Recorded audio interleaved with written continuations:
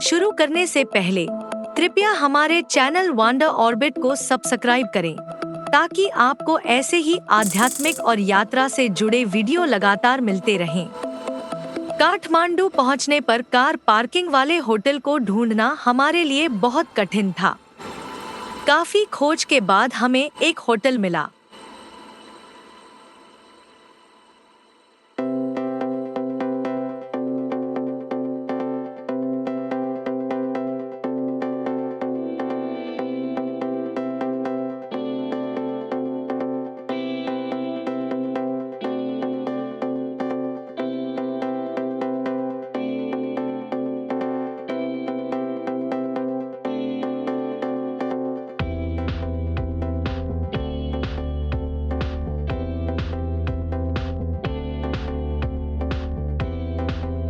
Hotel लेने के तुरंत बाद हमने स्थानीय बस परिवहन से पशुपतिनाथ मंदिर जाने का निर्णय लिया और दर्शन के लिए निकल पड़े।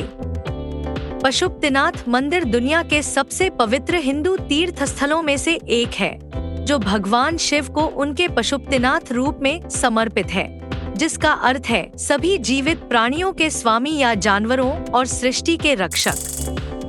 यह मंदिर नेपाल की राजधानी काठमांडू के पूर्वी भाग में पवित्र बागमती नदी के किनारे स्थित है। यह विशाल मंदिर परिसर लगभग 246 हेक्टेयर क्षेत्र में फैला हुआ है और इसमें 500 से अधिक छोटे मंदिर, पगोड़ा, आश्रम, शिलालेख, मूर्तियां और पवित्र स्मारक शामिल हैं, जो सदियों में यहाँ एकत्र हुए हैं। वर्ष 1979 से यह काठमांडू घाटी स्मारकों के हिस्से के रूप में यूनेस्को विश्व धरोहर स्थल के रूप में मान्यता प्राप्त है। यह दुनिया भर के हिंदुओं के सबसे पवित्र तीर्थों में गिना जाता है और हर साल नेपाल, भारत और अन्य देशों से लाखों श्रद्धालुओं को आकर्षित करता है। इस स्थल की उत्पत्ति प्राचीन समय से जुड़ी मानी जाती है। कुछ कथाओं के अनुसार यहाँ पूजा वैदिक काल से भी पहले से होती थी, जबकि ऐतिहासिक प्रमाण बताते हैं कि 5वीं शताब्दी ईस्वी में लिच्छवी काल के दौरान यहाँ शिव मंदिर मौजूद था। कथाओं में इसके दिव्य प्रकट होने का वर्णन मिलता है। एक कथा में भगवान शिव काठमांडू घाटी के जंगलों में हिरण के रूप में प्रकट हुए, जिन्हें देवताओं ने पकड़ लिया और उनका सींग टूटकर पवित्र शिवलिंग बन गया। दूसरी कथा में एक गाय प्रतिदिन एक स्थान पर दूध बहाती थी, जिससे ज्योतिर्लिंग का पता चला। वर्तमान मुख्य मंदिर संरचना भूकंप, दीमक और समय से हुए नुकसान के बाद पुनर्निर्मित की गई और इसका अधिकांश भाग 17वीं शताब्दी में राजा भूपतिंद्र मल्ल के समय का है, जबकि प्रचंड देव जैसे पूर्व राजाओं ने इसकी नींव में योगदान दिया था। वास्तुकला की दृष्टि से मुख्य मंदिर पारंपरिक नेपाली पगोड़ा शैली का उत्कृष्ट उदाहरण है। यह चौकोर आधार पर बना है, जिसकी 2 मंजिला छत सोने की परत चढ़े तांबे से ढकी है।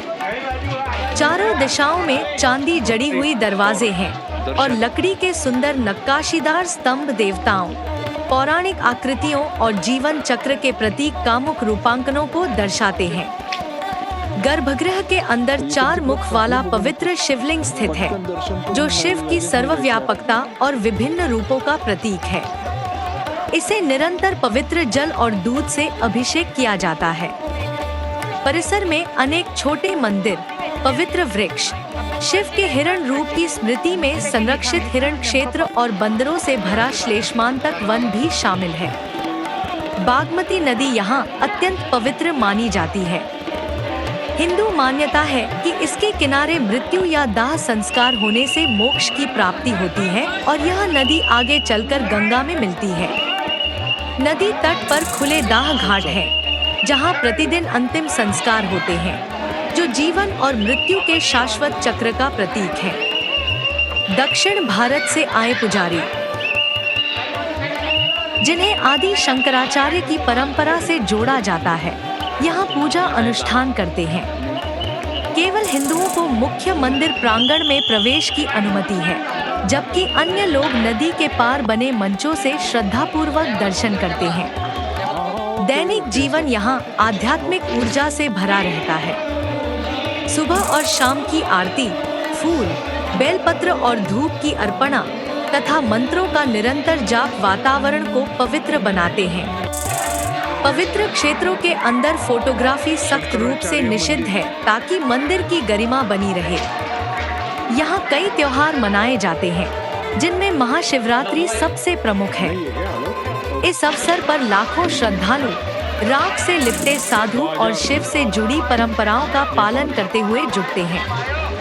तीज पर महिलाएं लाल वस्त्र पहनकर वैवाहिक सुख की प्रार्थना करती हैं और एकादशी के दिनों में भी भारी भीड़ रहती है। पशुपतिनाथ केवल एक पूजा स्थल नहीं, बल्कि नेपाल की गहरी सांस्कृतिक और आध्यात्मिक विरासत का प्रतीक है।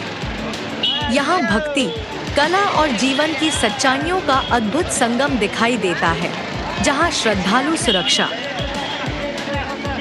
समृद्धि और अंतिम मुक्ति के लिए प्रार्थना करते हैं। वर्ष 2026 की शुरुआत तक यह मंदिर अटूट आस्था का जीवंत केंद्र बना हुआ है, जहां हाल की महाशिवरात्रि में राष्ट्रीय नेता और विश्व भर से आए श्रद्धालु श्रद्धा के साथ उपस्थित हुए। ऐसी ही आध्यात्मिक यात्राओं और सच्चे अनुभवों के लिए हमारे चैनल वंडर ऑर्बिट को जरूर सब्सक्राइब करें।